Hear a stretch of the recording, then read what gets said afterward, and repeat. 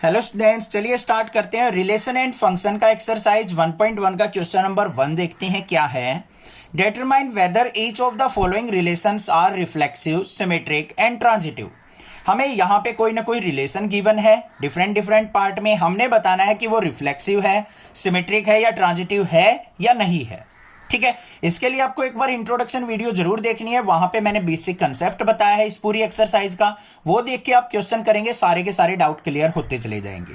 अब इस क्वेश्चन के अंदर भी देख लो क्या है। हमें एक सेट दे रखा है बच्चों, a is equal to 1, 2, 3 up to 14 तक। ये हमारे एलिमेंट्स प्रेजेंट है सेट ए के अंदर। और जो रिलेशन हमें दे रखा है वो क्या दे रखा है, एक्स वाई का relation, such that 3x minus y is equal to 0। ये हमें रिलेशन मेंशन कर रखा है कि x और y का रिलेशन जो है 3x माइनस वाई है। अब बच्चों यहां पे ध्यान से देखो, 3x minus Y is equal to 0 दे रखा है, तो y इज इक्वल टू किसके हो गया, 3x के। तो हमारे रिलेशन के अंदर जो पेयर बनेंगे वो क्या क्या बनेंगे, ध्यान से देखो।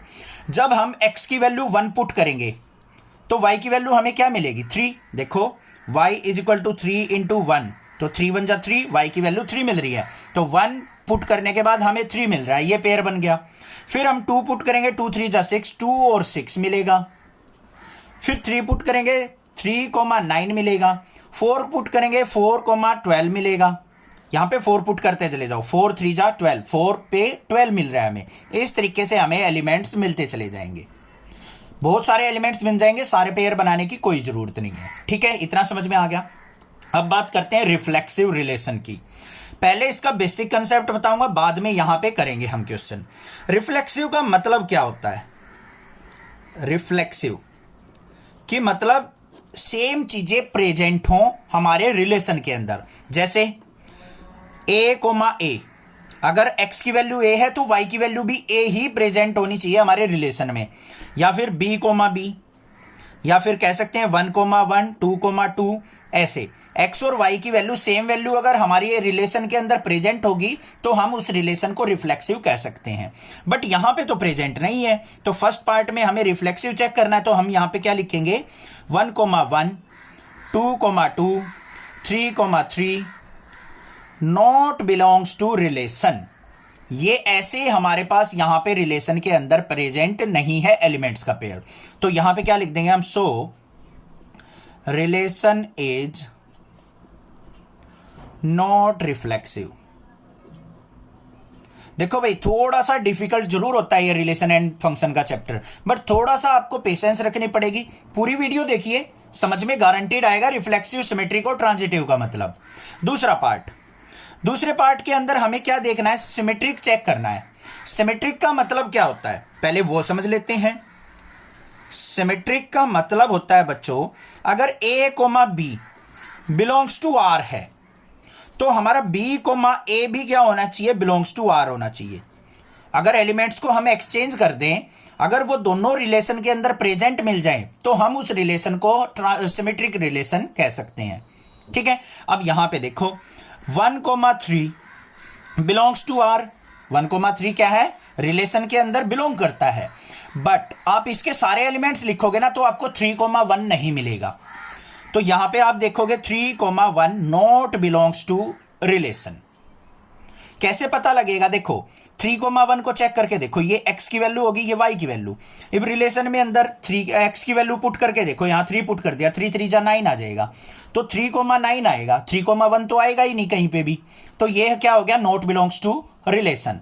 सो दिस इज नॉट सिमेट्रिक, तो ये रिलेशन सिमेट्रिक नहीं है। हो गया क्लियर। लास्ट जो होता है हमारा ट्रांजिटिव रिलेशन होता है, उस ट्रांजिटिव रिलेशन को भी समझ लेते हैं एक बार। ट्रांजिटिव रिलेशन के अंदर क्या होता है बच्चों, अगर a, b belongs to r है और b, c belongs to r है। ध्यान से देखो मैंने क्या कहा है, a, b r से बिलोंग करता है और b, c belongs to r है, तो हमारा a, c भी क्या होना चाहिए, बिलोंग्स टू r होना चाहिए। अगर ऐसी कंडीशन मिलती है तो वो ट्रांजिटिव रिलेशन हमारा कहलाएगा, अदरवाइज वो ट्रांजिटिव रिलेशन नहीं होगा। अब एग्जाम्पल देख लो यहां पे 1339 इस पेयर को उठा लो, तो यहां पे थर्ड पार्ट में क्या लिखेंगे हम 1,3 बिलोंग्स टू आर है, बिल्कुल है भाई 1 और 3 आर के अंदर प्रेजेंट है, और 3,9 ये भी बिलोंग्स टू आर है, बट 1 और 3 देखो 3 तो इक्वल हो गया यहां पे बी और बी, ए और सी चेक करना है अब हमें, तो ए 1 और 9 1,9 नॉट बिलोंग्स टू रिलेशन, तो यहां पे क्या लिख देंगे हम सो this is not transitive, this is not transitive. बस इस तरीके से आपको पहचानना है। समझ में आ गया होगा, क्लियर है फर्स्ट पार्ट, कोई दिक्कत नहीं होनी चाहिए। बाकी सेकंड पार्ट करेंगे और डाउट क्लियर हो जाएगा। सेकंड पार्ट को देखते हैं। सेकंड पार्ट के अंदर हमें क्या दे रखा है, relation are in the set N of natural numbers. N क्या है, सेट ऑफ नेचुरल नंबर्स है, defined as relation equal to X comma Y such that Y is equal to X plus 5 and X less than 4। तो इस relation को कैसे लिखेंगे, ध्यान से देखो। पहले तो सेट दे रखा है हमें नेचुरल नंबर्स का, तो सेकंड पार्ट के अंदर हम ए सेट मान लेते हैं, नेचुरल नंबर्स का सेट। नेचुरल नंबर के अंदर क्या आ जाएंगे, हमारे बहुत सारे एलिमेंट आ जाएंगे, जैसे 1 2 3 4 अप टू इंफिनिटी, 1 2 3 इस तरीके से हमारे एलिमेंट्स प्रेजेंट होंगे। अब रिलेशन जो दे रखा है हमें बच्चों, वो क्या है, एक्स वाई का रिलेशन हमें दे रखा है such that Y is equal to क्या है, एक्स प्लस 5 के, ये दे रखा है। और x की वैल्यू हमें क्या करनी है, 4 से बिलो लेनी है। तो रिलेशन के अंदर एलिमेंट्स क्या क्या आ जाएंगे, ध्यान से देख लो। पहले x की जगह अगर मैं 1 पुट करता हूं तो y की वैल्यू क्या आ जाएगी, 6, तो 1,6 आ गया। अगर मैं x की वैल्यू 2 पुट करता हूं तो y की वैल्यू 7 मिल जाएगी। x की वैल्यू अगर 3 पुट करता हूं तो y की वैल्यू मुझे 8 मिल जाएगी। ये एलिमेंट्स मेरे प्रेजेंट हो गए। आ गई बात समझ में, क्लियर है। अगर ये कंडीशन ना दे रखी होती तो आगे भी वैल्यू पुट करके देख लेते हम। 4 पुट करते तो y की वैल्यू 9 आ जाती, 5 पुट करते तो y की वैल्यू 10 आ जाती, 6 पुट करते तो y की वैल्यू 11 आ जाती। ऐसे एलिमेंट्स हमारे रिलेशन के अंदर प्रेजेंट हो सकते हैं इस रिलेशन के हिसाब से। बन गया रिलेशन। अब फर्स्ट चेक करना है हमें रिफ्लेक्सिव है या नहीं है। तो यहां पे ध्यान से देखो, हमें रिफ्लेक्सिव के लिए करना क्या है, सिंपल 1,1 2,2 3,3 इस तरीके के पेयर हमारे रिलेशन के अंदर प्रेजेंट नहीं है, नॉट बिलोंग्स टू आर है। तो यहां पे क्या लिख देंगे, so it's not reflexive, not reflexive. तो ये रिफ्लेक्सिव रिलेशन नहीं है, सिंपल था। दूसरे पार्ट के अंदर क्या होता है, हमारा सिमेट्री चेक करने के लिए हमें क्या करना होता है, अगर a कोमा बी हमारा रिलेशन में है तो b कोमा ए भी हमारा रिलेशन के अंदर होना चाहिए। तो यहां पे देख लेते हैं बच्चों, कोई भी पेयर 1,6 बिलोंग्स टू आर है, बट इसका उल्टा 6,1 नॉट बिलोंग्स टू आर। मतलब जब आप x की वैल्यू 6 रखोगे तो y की वैल्यू क्या मिलेगी आपको, 11 मिलेगी, ना कि 1। तो ये तो प्रेजेंट ही नहीं होगा इसके अंदर कभी भी। तो ये क्या हो जाएगा, नॉट सिमेट्रिक, नॉट सिमेट्रिक। हो गया क्लियर। थर्ड वाले पार्ट पे भी चल पड़ते हैं भाई। थर्ड वाले में क्या होगा, ट्रांजिटिव के लिए हमें क्या चेक करना होता है कि a कोमा बी अगर रिलेशन में है और b कोमा सी रिलेशन में है तो हमारा a कोमा सी भी रिलेशन में होना चाहिए। तो देखते हैं उसको कैसे करेंगे। यहां पे एग्जांपल ले लेते हैं हम, जैसे 1,6 बिलोंग्स टू आर है, 1,6 बिलोंग्स टू आर है, और 6,11 ये भी बिलोंग्स टू आर है। देखो कैसे, यहां पे वैल्यू बेसिक से प्रेजेंट नहीं है। अगर मैं x की जगह 6 पुट करूं बच्चों तो y की वैल्यू मिलेगी क्या मुझे, 6 और 5 11, तो 6 और 11 ही तो मिलेगी इस रिलेशन से। तो ये भी हमारा रिलेशन के अंदर हो सकता है, अगर x लेस देन 4 ना दे रखा हो तो ये भी हो सकता है। बट 1,11 कभी भी हमारा रिलेशन के अंदर प्रेजेंट नहीं हो सकता इस कंडीशन के हिसाब से। मतलब जब आप x की वैल्यू 1 पुट करोगे तो y की वैल्यू आपको 6 मिलेगी, ना कि 11। तो ये पेयर हमारा यहां पे इस रिलेशन में कभी भी हो ही नहीं सकता। तो ये क्या लिख देंगे हम, नॉट ट्रांजिटिव, नॉट ट्रांजिटिव। अब बुक के अंदर ये ट्रांजिटिव दे रखा है, गलत दे रखा है, ध्यान रखना, कहीं ये सोचो सर गलत है, आपका आंसर गलत है। ठीक है, समझ में आ गया। मेरे आंसर को मत देखो यार, अपने कंसेप्ट को देखो। आप अपना कंसेप्ट ट्राई करके देखो, अपना दिमाग लगा के देखो, क्या x की वैल्यू 1 पुट करने के बाद y की वैल्यू हमें 11 मिल सकती है? कभी भी नहीं मिलेगी, क्योंकि रिलेशन तो हमें y equal to X plus 5 दे रखा है बच्चों।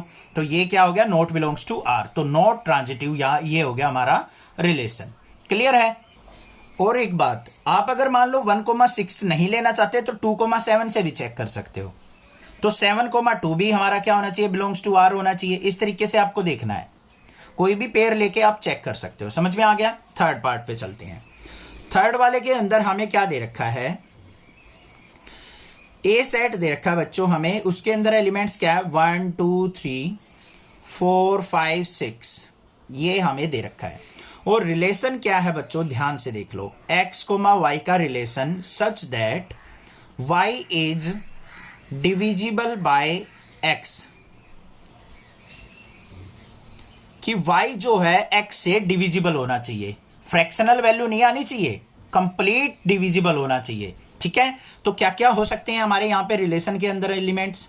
1,1 हो सकता है, 2,2 हो सकता है, क्योंकि 1 1 से कंप्लीट डिवाइड होता है, 2 2 से डिवाइड होता है, 3,3 भी हो जाएगा, 4,4 भी हो जाएगा, 5,5 भी हो जाएगा, 6,6 भी हो जाएगा। और क्या हो सकता है? देखो ध्यान से, 2,4 भी हो सकता है, 2,4। ये x, ये y, तो y जो है x से डिविजिबल होना चाहिए। तो 4 को 2 से डिवाइड करेंगे, 2 आ गया डिवाइड होके, कंप्लीट डिवाइड हो रहा है, तो हो सकता है 3,6 भी हो सकता है। बट 6,3 और 4,2 नहीं होंगे। देखो 4,2 क्यों नहीं होगा? ये x हो गया, ये y, तो उसने क्या कहा है? y जो है x से डिविजिबल होना चाहिए। y की वैल्यू क्या है? 2, x की वैल्यू क्या है? 4। इसको डिवाइड करेंगे, 1/2 आ रहा है, फ्रैक्शनल वैल्यू आ रही है, ये हमारा कंप्लीट डिविजिबल नहीं माना जाएगा। तो ये एलिमेंट्स हमारे प्रेजेंट होंगे किसके अंदर? रिलेशन के अंदर। आ गए हमारे पास। ठीक है, अब बात करते हैं फर्स्ट वाले पार्ट की। अब इस रिलेशन के अंदर देखो 1,1, 2,2, 3,3, ये ऐसे एलिमेंट्स प्रेजेंट है हमें, ये बिलोंग्स टू R है। सो रिलेशन इज रिफ्लेक्सिव। तो रिलेशन क्या है हमारा? रिफ्लेक्सिव रिलेशन है, क्योंकि ये हमारे R के अंदर प्रेजेंट है। सेकंड वाले पे चलते हैं। सेकंड वाले में क्या है बच्चों हमारा? ध्यान से देखो, यहां पे 4,2, ये 2,4, 2,4 बिलोंग्स टू R है, but 4,2 not belongs to R। 2,4 तो है हमारा रिलेशन के अंदर, बट 4,2 हमारा रिलेशन के अंदर नहीं है, क्योंकि 2 हमारा 4 से डिवाइड नहीं होता कंप्लीट। तो ये क्या हो गया हमारा? Not a symmetric. क्लियर हो गया? थर्ड वाले पे चलते हैं भाई। थर्ड वाले के अंदर क्या हो जाएगा हमारा? क्या लेने हैं हमें पेयर? ध्यान से देखो, 1,2, 1 जो है वो 1,2 भी आएगा यहां पे एलिमेंट्स, भाई हमने लिया नहीं है, तो यहां पे एलिमेंट्स और भी प्रेजेंट हो सकते हैं, 1,2 भी हो सकता है, क्योंकि 2 1 से डिवाइड होता है। ठीक है, तो 1,2 यहां पे प्रेजेंट है, और 2,4 भी प्रेजेंट है, बिलोंग्स टू R। तो यहां पे 1,4 भी प्रेजेंट होना चाहिए हमारा, तो 1,4 ये भी आल्सो बिलोंग्स टू R, क्योंकि 4 जो है डिविजिबल बाय 1 होता है। तो ये क्या हो जाएगा हमारा? ट्रांजिटिव हो जाएगा, ट्रांजिटिव रिलेशन। माइंड में बस एक बात याद रखनी है आपको, देखो A, B और B, C अगर ये रिलेशन में है तो हमारा A और C भी रिलेशन के अंदर होना चाहिए, तो हम ट्रांजिटिव कहेंगे। ये कंडीशन होती है हमारी। तो 1,2 यहां पे A, B, ये B और C, तो A और C भी हमारा प्रेजेंट होना चाहिए। तो 1,4 भी यहां पे प्रेजेंट हो सकता है, क्योंकि 4 जो है कंप्लीटली डिविजिबल बाय 1 है। तो ये क्या हो गया हमारा? Transitive relation. क्लियर हो गया? थर्ड पार्ट भी कोई दिक्कत नहीं है। नेक्स्ट मूव ऑन करते हैं इसके फोर्थ पार्ट पे। फोर्थ पार्ट के अंदर हमें क्या मेंशन है? Relation R in the set Z of all integer defined as x, y such that x minus y is an integer. ध्यान से सुनो, उसने क्या कहा है कि हमारे पास जो सेट है उसके अंदर क्या है? हमारी इंटीजर वैल्यू है 0, +-1, +-2, +-3। इस तरीके से हमारे पास वैल्यूज बहुत सारी प्रेजेंट है। और रिलेशन क्या है हमारा? x, y such that x minus y is an integer. तो x माइनस वाई का रिजल्ट क्या आना चाहिए, इंटीजर निकल के आना चाहिए। तो हमारे रिलेशन के अंदर कौन कौन से एलिमेंट बन जाएंगे, बहुत सारे पेयर बन जाएंगे बच्चों। 0,0 बन जाएगा, x की वैल्यू 0, y की वैल्यू 0, 0 माइनस 0 0 आ गया। 0 हमारा क्या होता है, इंटीजर होता है, ठीक है। 1,1 हो जाएगा, 2,2 हो जाएगा, -1, -1 का भी पेयर बन जाएगा। ऐसे ही हमारा -2 और -2 भी बन जाएगा, और भी 3 - 2 भी बहुत सारे यहाँ पे हमारे एलिमेंट्स बन जाएंगे। तो अभी हम चेक कर लेते हैं यहाँ पे फर्स्ट रिफ्लेक्सिव है या नहीं है। अब रिफ्लेक्सिव के लिए क्या है यहाँ पे 0,0, 1,1, 2,2, ये सारी चीजें क्या है, बिलोंग्स टू आर हैं। सो रिलेशन इज रिफ्लेक्सिव। क्या है, रिलेशन रिफ्लेक्सिव है, ठीक है भाई, कोई दिक्कत नहीं। सेकंड वाले पे चलते हैं। कोई भी पेयर मान लो आप, मान लो 1,2 है, बिलोंग्स टू आर। 1,2 भी तो हो सकता है यहां पे प्रेजेंट, क्योंकि x माइनस वाई 1 - 2 करेंगे, -1 आएगा, और -1 क्या है, हमारा इंटीजर है। तो 1,2 बिलोंग्स टू आर है, और 2,1 ये भी ऑल्सो बिलोंग्स टू आर है, क्योंकि 2 में से 1 सब्ट्रैक्ट करेंगे 1 आएगा, 1 भी हमारा क्या है, इंटीजर है। तो दोनों से हमारा क्या आ रहा है, रिजल्ट इंटीजर आ रहा है। तो हम यहां पे क्या कह देंगे, सो रिलेशन इज सिमेट्रिक। समझ में आ गई बात, ये भी दिक्कत नहीं है, कोई दिक्कत नहीं है। अब यहां पे एक छोटा सा माइंड के अंदर डाउट क्रिएट हो सकता है, उसको मैं क्लियर करता हूं। अब यहां पे हमें बच्चों x माइनस वाई दे रखा है, 1 में से 2 सब्ट्रैक्ट किया, आपके पास आ गया -1। 2 में से 1 सब्ट्रैक्ट किया, आपके पास आ गया 1।